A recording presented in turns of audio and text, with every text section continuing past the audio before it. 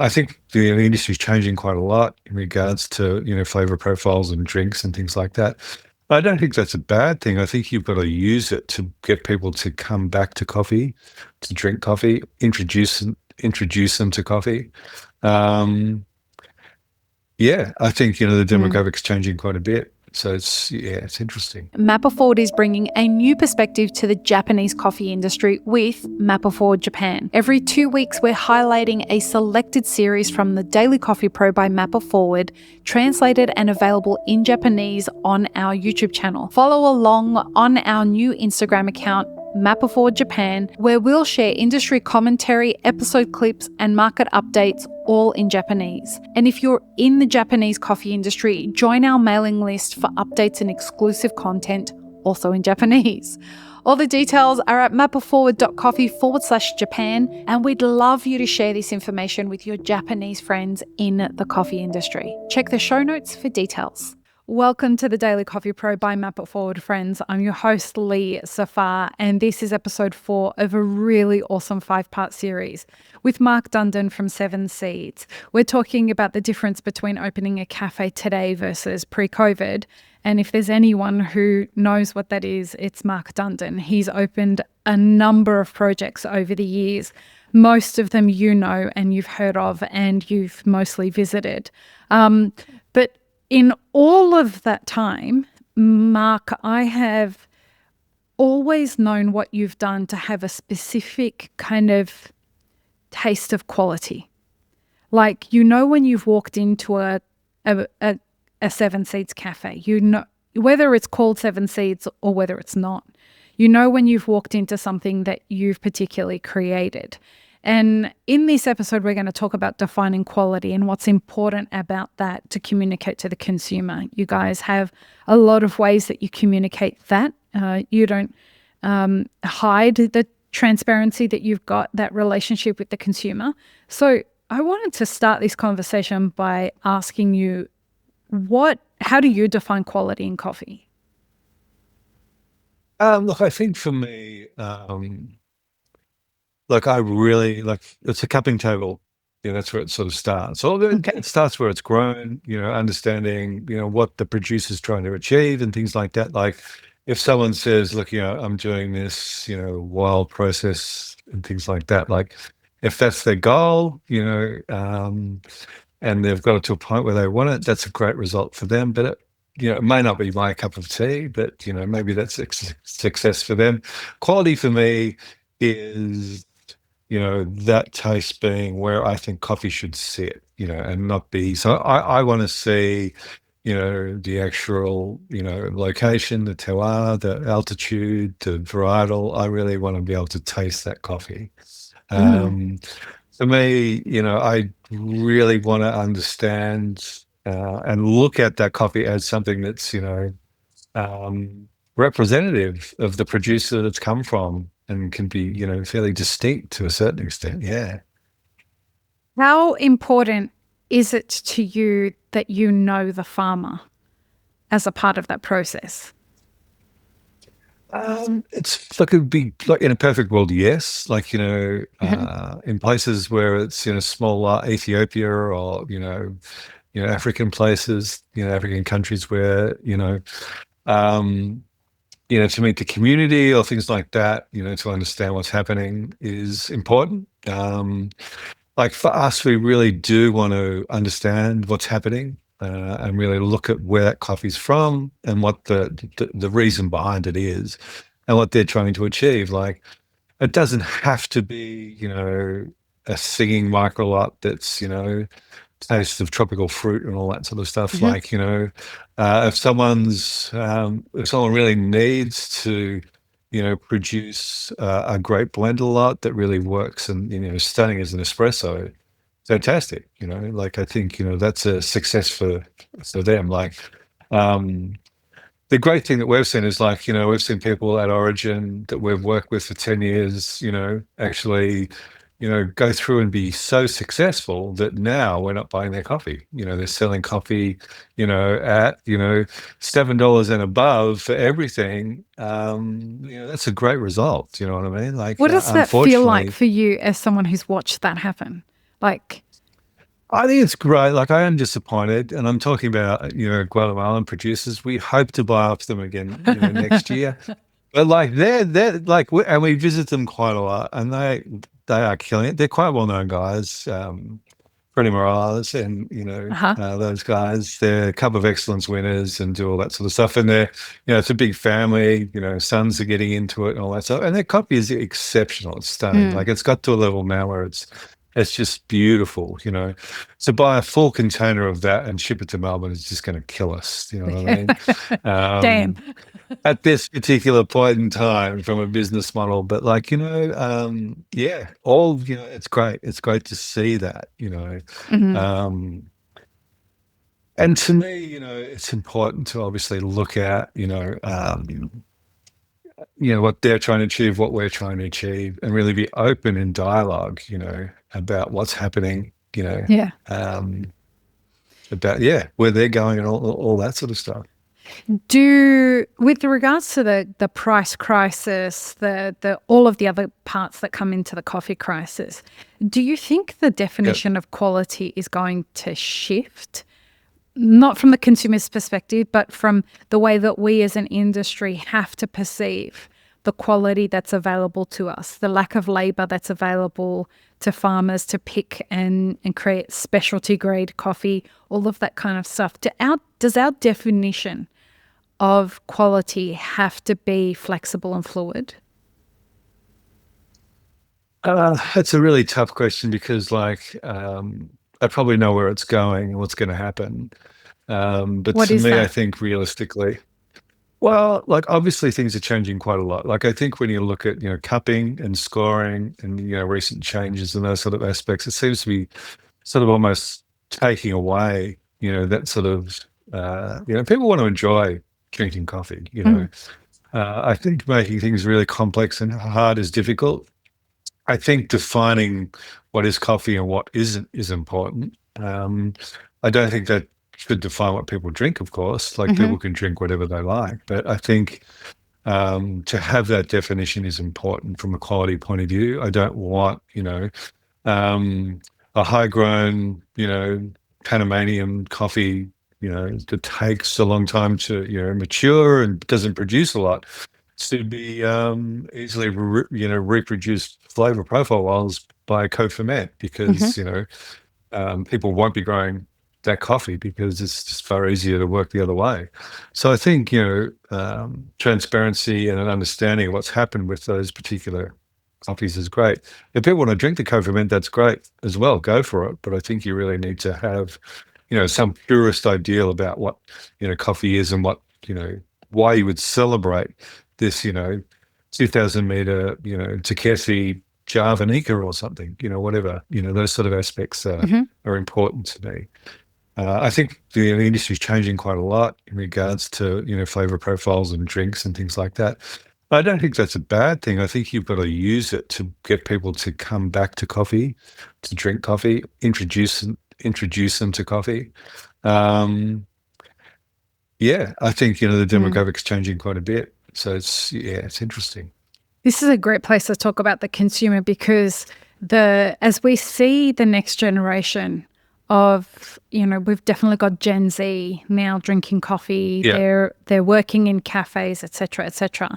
And soon enough, we're going to see Gen Alpha come into coffee. And these are digital natives, these two cohorts. Yeah. And the way that they think about things is very different as consumers. I don't want to kind of judge them, but depth is not something. They want things that are fast moving. They want things that are easy to understand. They like the novelty of things. They're not, forgive me, Gen Z and There's a Alpha. more, They're not yeah. purists, right? There's more of a celebration, I think. Like we see a lot of, Right. Gen Z who come in and want something that's, yeah, special, Fun. And yeah, well, they're not drinking booze, they're not drinking alcohol. Yeah. They want to come in and they want to have this and it's a reward for them. Um, I suppose it's, yeah, like to me, I don't think that's a bad thing No. at all. I think it's, just a shift. I think, cafes will probably have to look at, accommodating that format, like, would they drink that in the evening? Yes, they would. Like, cafes may have to shift hours, look at that sort of, aspect. Like there's a lot of change ahead, and, sometimes it is quite hard to adapt to those sort of things, but I think you need to be open-minded and really understand. Like, my son, he loves, all those sort of, signature beverages and stuff like that when he's out with his girlfriend or doing whatever. It's a real sort of exploratory. And I suppose that's a little bit of what they're doing as well, exploring, enjoying, being, food orientated and those sort of aspects. But he also understands coffee. He works and understands exactly what's going on. He can really look at great coffee and appreciate that as well. And that's, I suppose, what I want to bring out of that sort of generation is, yeah. Shout out to Felix, by the way. I want to ask you, if we take that consumer thing a bit further, is the consumer, because you guys at Seven Seats have been very communicative with the consumer about transparency and your buying practices, your business, at a lot of depth, right? And when I think of quality at Seven Seats, it's not just in the coffee. It's in the service, it's in the food, it's in the design, it's in the thoughtfulness around the way that you communicate. It's the way that I'm treated as a customer by your staff. It's the wait times, it's all of that kind of stuff. So when it comes to quality, what is important for you guys in the way that you how you communicate that to consumers? Bridget and I are very similar. We have very well, in this area, we're very similar in regards to what we expect. Like it's basically like what I would want walking into, a cafe, hospitality venue. Like we want people to be looked after. You're there to really offer a service. Like, if you work in hospitality, get over it, sunshine. You've got to really, I suppose, put that suit on and really, really work with people and showcase, what we do. Like whether it's just sitting down and having, a flat white with your mum and enjoying the atmosphere or whatever, or whether you want to come in and explore, the retail options on the, the bench, on the wall, or, whatever you want to do, they should be accommodated to a certain extent, like, obviously, the customer isn't always right, but I think you have to be attentive enough to really be able to look at, what their needs are and really try and, showcase what you're doing. Like, I think everyone who works in a business really wants that business to be great. They should, because you work there. Like, why wouldn't you? Like, I think nowadays it's harder to really accommodate a lot of people's, wants and needs, but I think you really need to either, effectively communicate, what we do and what we don't do and those sort of aspects, To us, it's really important, the whole experience. Like, with our recent, bakery, it's a little bit more grab and go and things like that. But I think that still works. We really want to have that, hospitality, aspect, front and center. Are you guys still putting out that report that you put out every year? The transparency report? The transparency report. The impact. Yeah, the impact report. Yes. Yeah. Folks, if you get a chance to go and see this online, it's the most comprehensive impact report that tells a story that I've read. I remember when you handed me the booklet the first time, I read it and was really able to get an insight into the way that you guys make decisions, which was different for me, right? Like in a lot of impact reports that I've read, I can't get into the head of the business owners and why they're actually doing things. And it made me feel prouder about being able to support your business because I felt like I was supporting intentionality. How do you come together to create something like that, and why are you doing it?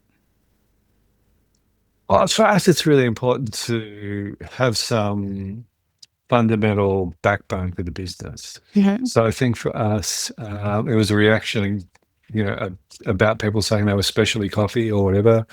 Like, it's actually the facts. So, if we do this and encourage other people to do this, it's the real, like, and I think, So to us, it was a really important aspect about, I suppose, greenwashing or whatever you see in the industry. Like, not that we're saints, like, we really want to show as much information as we can.